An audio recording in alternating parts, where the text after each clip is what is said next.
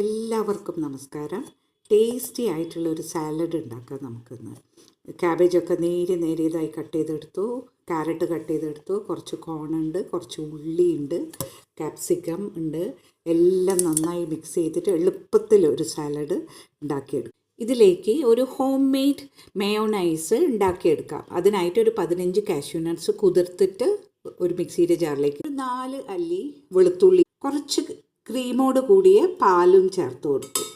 1/4 teaspoon കുരുമുളക് ചേർത്ത് ആവശ്യത്തിന് ഉപ്പ് ചേർക്കുക. ഇത് നന്നായിട്ട് അരച്ചെടുക്കും. നല്ല ക്രീമി ആയിട്ടുള്ള മയോണൈസ് റെഡിയായി. അതിലേക്ക് 1 ടേബിൾ സ്പൂൺ വിനീഗർ ചേർക്കുക. ഇതിലേക്ക് 1 ടേബിൾ സ്പൂൺ തേൻ ചേർക്കുക.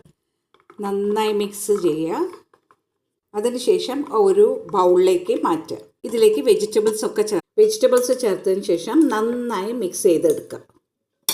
എളുപ്പത്തിൽ സാലഡ് റെഡിയായി.